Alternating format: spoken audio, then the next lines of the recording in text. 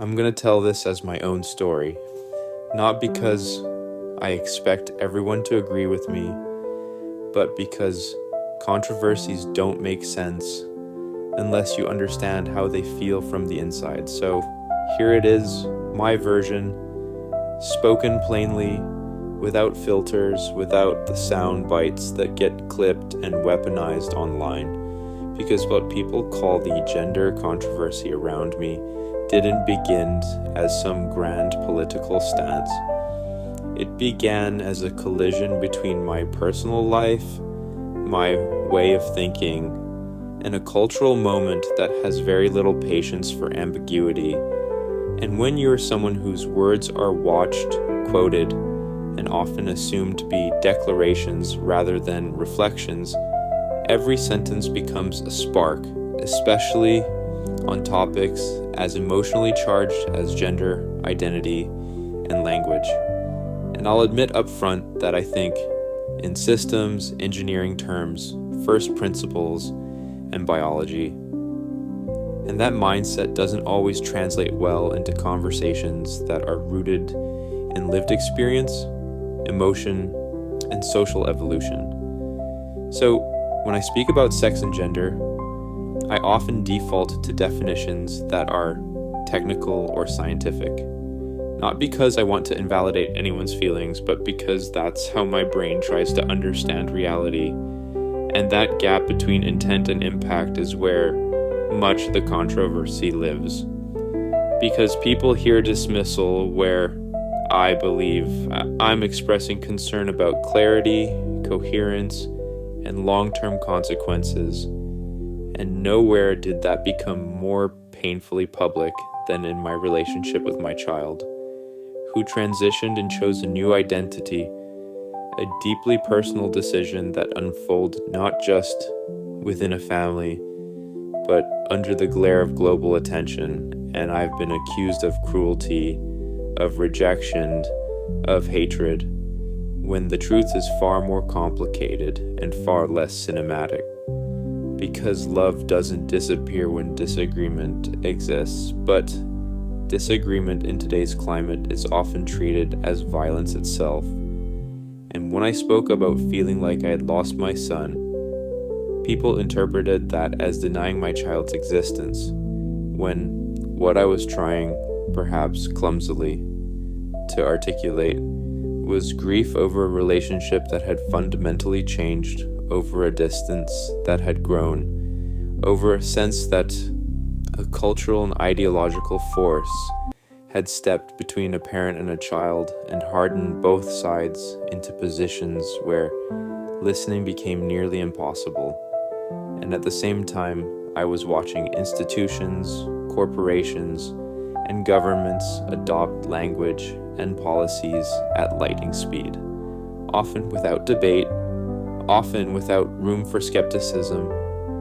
And skepticism is my default mode, because progress without questioning is how you get brittle systems that collapse under stress. And so, when I question pronouns or medical interventions for minors, or the role of social pressure in identity formation, those questions were taken as attacks in the internet, which thrives on simplification, turned nuance into villainy. And suddenly I was no longer a flawed human trying to navigate a changing world. I was a symbol, a cautionary tale, a monster to some and a hero to others, neither of which felt accurate, because I don't wake up thinking about how to offend people. I wake up thinking about rockets not exploding and cars not crashing and AI not destroying civilization. But the cultural moment doesn't care what you intend to focus on. It pulls you into its gravity anyway. And Twitter or X became both the amplifier and the battleground, where every joke, every late night thought, every poorly worded reply could be frozen, screenshot, and interpreted in the worst possible light. And I accept responsibility for that, because I choose to speak freely. And free speech includes the freedom to be wrong. but it also includes the right to ask uncomfortable questions without being declared irredeemable. And that's really what this controversy is about beneath the headlines. It's about whether society can tolerate disagreement on deeply personal issues without turning people into enemies, and whether someone can believe that biology is real, that gender roles are socially constructed, that adults should have autonomy over their bodies, and that children deserve caution and care all at the same time without being accused of hatred. And I know my words have hurt people, and I don't dismiss that, but I also reject the idea that intent is irrelevant and that complexity is forbidden. Because if we can't hold multiple truths at once, if we can't allow space for parents to struggle, for societies to debate, and for individuals to define themselves without demanding ideological conformity from everyone else, then we're not moving toward a more compassionate future. We're just building a new kind of dogma. And my hope, despite everything, is that someday this period will be seen not as a battle between good and evil, but as a messy, painful human transition, where people like me spoke imperfectly, people like my child sought authenticity, and the world learned slowly and awkwardly how to talk to itself again. So part 2 of this story is about what happens after the labels stick, after the headlines are written, after people decide who you are based on a handful of quotes.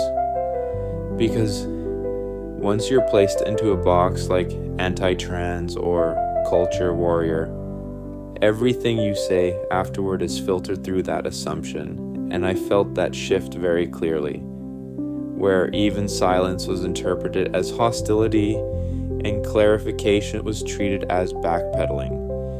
And what frustrated me most wasn't the criticism itself. I've lived with criticism my entire career. It was the refusal to acknowledge trade-offs. Because every serious decision, whether it's engineering a rocket or designing social policy, involves trade-offs. And when it comes to gender discourse, especially around children, those trade-offs are often dismissed as bigotry rather than engaged with honestly. And I watched as people I knew privately expressed doubts or concerns, but stayed quiet publicly out of fear. Fear of losing jobs, reputations, social standing. And that fear is a signal that something is wrong, because progress shouldn't require silence, and disagreement shouldn't require exile. And when I talked about wokeness or ideological capture, that's what I was pointing at. Not the existence of trans people, not their right to live safely and with dignity, but the emergence of an environment where questioning methodology, data, or long-term outcomes is treated as moral failure. And that environment is especially dangerous when it intersects with medicine, education, and law, because those systems shape lives permanently. And as a parent, as an engineer, and as someone obsessed with reducing catastrophic risk, I can't just nod along when I see irreversible decisions being normalized without rigorous scrutiny. And yes, I know that for some people, transition is life-saving, and I don't deny that reality, but acknowledging one truth doesn't require denying all others, and yet that's often the demand. Total affirmation or total condemnation, no middle ground, no space for uncertainty. And uncertainty is where real thinking happens. And I also had to confront my own limitations. Because I'm not a perfect communicator, I tend to speak bluntly, sometimes sarcastically, sometimes carelessly, and in a hypersensitive landscape that can come across as cruelty even when it isn't intended to be. And I've learned painfully that being technically correct doesn't mean you're emotionally understood. And being emotionally detached doesn't mean you're morally superior. And when your family's involved, when your child is involved, the cost of public misinterpretation becomes deeply personal, because every article, every viral post adds another layer of distance, another wall, another reason conversation becomes harder rather than easier. And I've been portrayed as a villainous father, when the reality is that parenting doesn't come with a manual for navigating identity in the age of social media, activism, and algorithmic amplification. And I suspect many parents are struggling silently with similar situations, afraid to speak because they don't have my resources or resilience. And that's another part of why I keep talking, even when it backfires.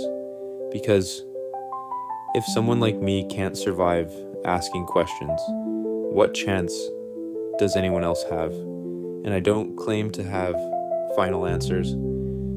I don't claim moral purity. I don't even claim consistency at times. But I do claim the right to think out loud, to revise my views, to be wrong, and to care about humanity's future without being reduced to a caricature, because at the end of the day, this controversy isn't really about me. It's about whether society can evolve without eating itself, whether compassion can coexist with caution, whether love can survive disagreement, and whether we're brave enough to admit that the hardest problems don't come with slogans. They come with pain, patience, and the humility to accept that even when we're trying to do good, we might still be figuring it out.